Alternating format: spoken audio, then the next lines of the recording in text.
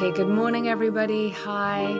I was walking this morning and I just wanted to say that I am so grateful for the gift of being able to be on a spiritual journey alongside other people. It's such a gift because when you are the only one, or your mind tells you you're the only one who is going off path, it's completely lonely and ridden with self questioning if you're doing the right thing or not.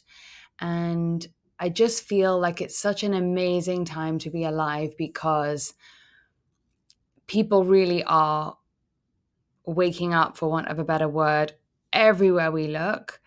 And if you've been someone who has been exploring spirituality and your journey of growth for the last 5, 10, 15 years, it must feel, and it is going to feel so different and so good right now because it's not the world that you started it in. It's not going to have to be so lonely. So, you've probably heard me talk before about the fact that this year there is going to be a mass spiritual awakening, and people who never thought that they would be interested in this or that they would invest in their own growth or ask life's bigger questions are all of a sudden going to be asking them. So, with that being said, we have recently just changed the name of this podcast and the app to Align. And the first reason why we did this is literally just a feeling. I can't lie to you. It's just a sense of frequency that if you know how to read energy, which all of us do, and we just are going to get better and better at it,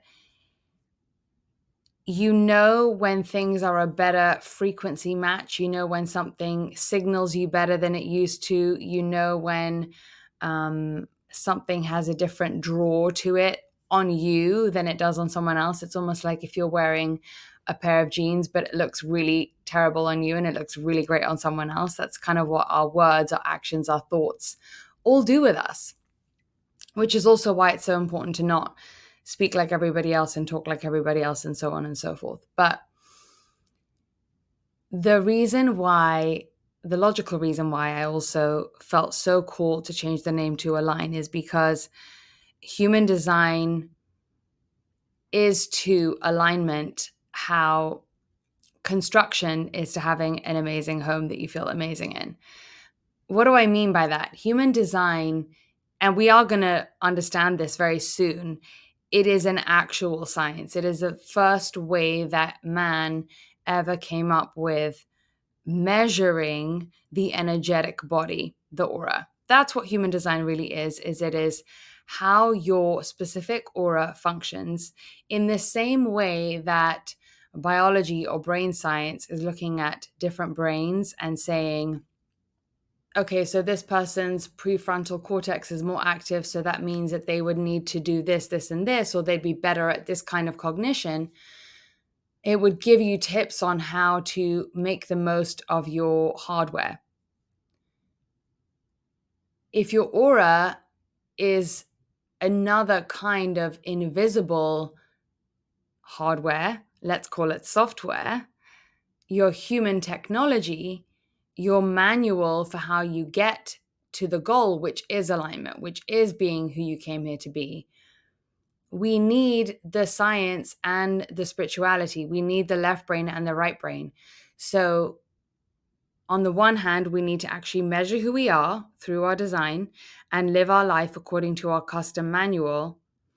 And equally important is we need the consciousness to be able to be who we really are in the sort of brightest, most faith having, most connected to the etheric realms, the most seeing this all as the illusion, the most remembering of what this whole game is about. And so it's the left brain and the right brain that always go together. It's the yin and the yang. It's the full picture of what it is that we are offering here and hoping to service you with. So I also really strongly got the hit the other day that a person who is just waking up, or a person who isn't so knee deep as we all are, is going to feel more warmly embraced by a name like Align, because they don't have to earn this. They don't have to be in a spiritual community to know what it is. They don't have to be going down rabbit holes to figure out their design. And there are some people who learn consciousness first, and then they want to learn about their design. And then there's people who want to go knee deep in their design and go, hold on a second though, like, where's my heart in all of this? Like, where's my feeling? Where's my divinity? My being there for myself. So I want us to know that many roads lead to Rome, and not just in this realm of human design and alignment, but also that there is no wrong way to ultimately, our souls are all driving us to get to the same point. Now, what is really, truly magical, and I remember one year when I was studying Kabbalah very early, the Rav Berg, who was one of the people who was instrumental in bringing it out to the rest of the world and really blowing it open in the, 40, 50 years ago, when that was pure heresy, was someone who really inspires me. I was telling you, Taylor, that he was so brave because, he would get stoned in the streets for even trying to share it with women, to try to share it with boys who were under 40, to try to share it with men who weren't yet married. There was all this dogma around the sharing of Kabbalah in those days, when he was brave enough to say, no, this information should be available to more people. Anyway, there was one very interesting piece of wisdom that he once shared that said, if you want to change your life, choose one thing to work on and then just devote yourself to that. And I've seen more change and more miracles from doing that, instead of being like, do I need to do this? Do I need to change that about myself? What's my whole entire list? And I think the ego can really easily impede on your spiritual journey, because it's going to use it to try and prove all the things that you're still blocked in, all the trauma you still have, all the things that are still wrong with you, especially if the running program you've grown up with is that there's something wrong with me, and you've come to spirituality from that wounded place, which is the belief that I came to it from.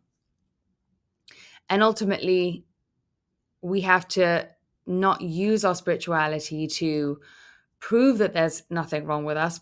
We have to exit the game of believing there's something wrong with us altogether. So anyway,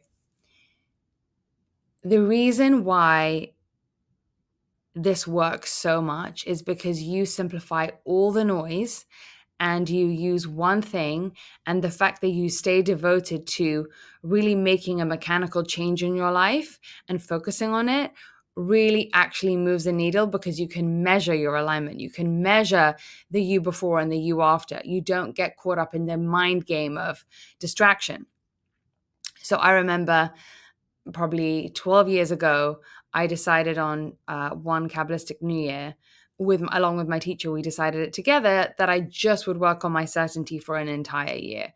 And as a result, now that's something that I don't have a problem with.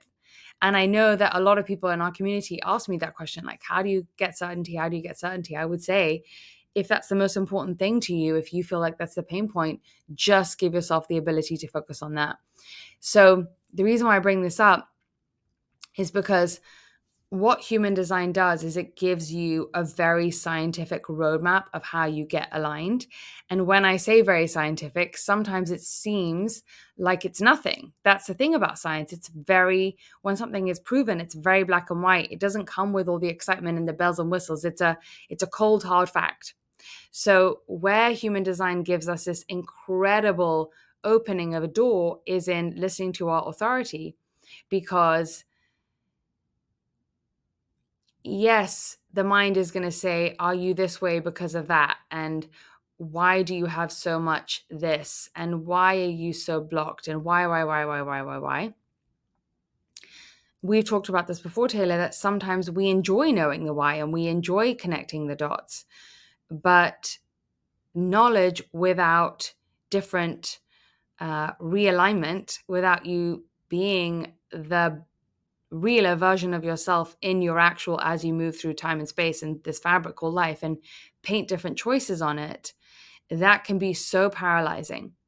And when I've been meditating for the last year and a half, what has always come to me is that the cause of most of our struggle is in the analyzing, is in the not knowing, when we have choices to make, and how confused and lost those lack of clarity makes us feel. And then we can get down on ourselves, or then we have anxiety, or then we spin out, or then we ask everyone what they think, or we stay paralyzed. The promise of human design is that if you imagine your millions of different life paths in front of you, alignment is always knowing which road to go down that leads you to a higher elevation of your frequency. And so you have this like very, very simple roadmap that you just have to devote yourself to iterating every single day. Okay, if I do my authority and I practice it radically, as if I pretended it was the answer to every single dilemma I find myself in, how good would I become at it? And how great would life be? And how much simpler everything would become, and how much more time would I save from having to do all the spinning out we do because we just don't trust that we have this inbuilt mechanism that we always, always, always get to choose from. So what human design has done for me, and I still don't get it right all the time, is that it gives you the manual to not live the spiritual path that is full of questioning ourselves, not knowing, getting down on yourself, defaulting into fear and loneliness and anxiety, and see, you knew you couldn't get this right, or see, you don't have what it takes to make right decisions, or other people seem to be able to be confident in having clarity and you don't, and somehow you're undeserving of all that. It gets rid of all of that, which I believe takes up an extortionate amount of our time in our day, extortionate amount of energy, and B, really brings us down, really makes us hurt. And so what alignment really is to me is, yes, of course, it's connecting to the etheric things, but not as an escape, as a well that you pull on to remind yourself that you are the divine, and that the divine is not up there, it's also physically in you. And if you click into that and you lock in and you stay locked in, and the journey of becoming your real self is every single day, I lock back in. Every single moment where I feel like life is going to tempt me to say, are you sure you don't want to lock out? You double down. You lock back in even more. You lock back in even more.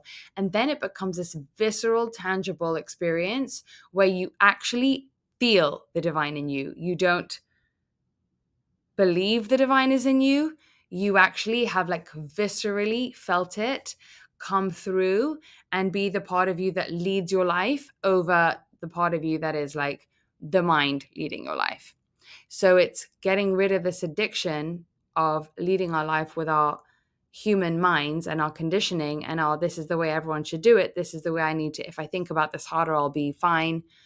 I need to pretend, I need to front, I need to persona, versus can I get rid of all of that addiction, make the leap into trusting a bit more of the divine self.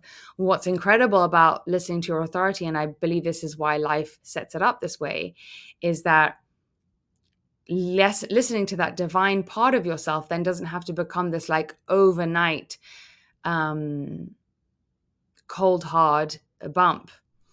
So you're so held because you don't have to know that you're going to feel that divine in you until you actually just gently start to feel it, and then you start to know what it feels like, and then you trust it more.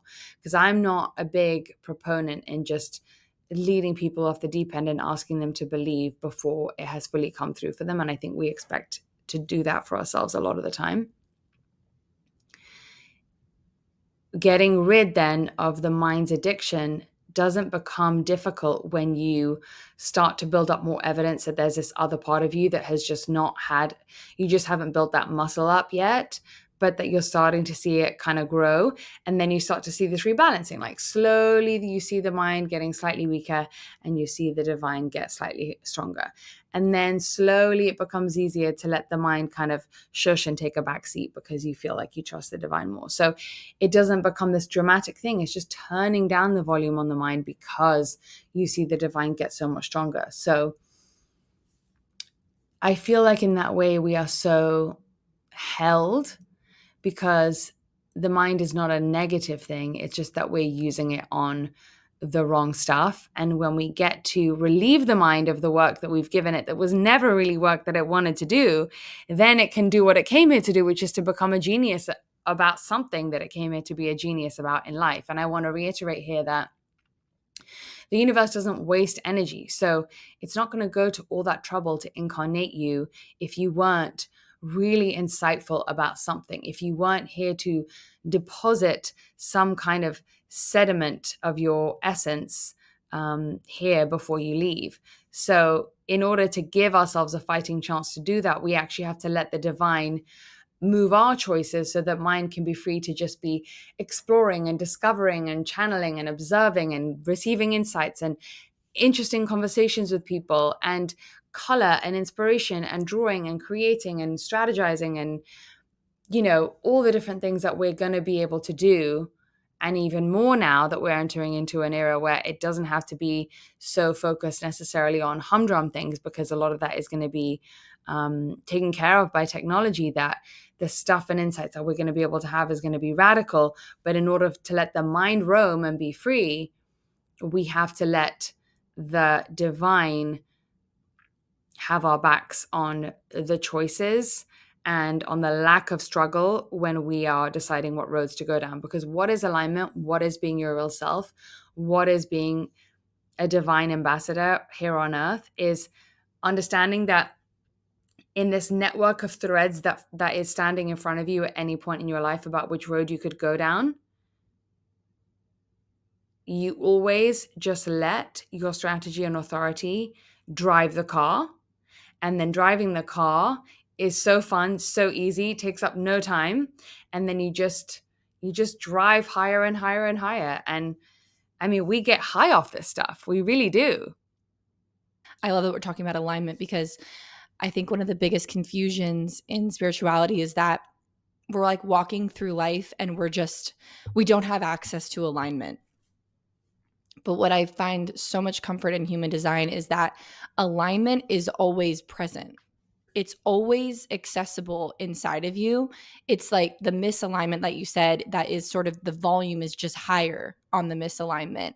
And so using your strategy and authority is kind of, like you said, turning the volume down on misalignment so that you can access the alignment that's always there. But also it's kind of, we were talking about it last week, it's like a fail safe. So even when you have all this junk trying to convince you of ways you should be doing things, the authority is a fail safe that stays connected to your alignment. That is your access to your alignment at any given moment. And we were kind of laughing because you can kind of sit back and watch the sort of human you do its little thing and you're as if you're above it.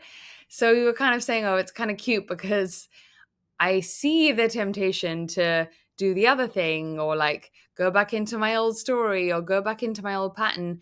But I also notice that my authority is telling me what my authority is telling me. And I kind of feel like even if my mind is resisting, I feel like I know better now than to even tell myself that it's a choice.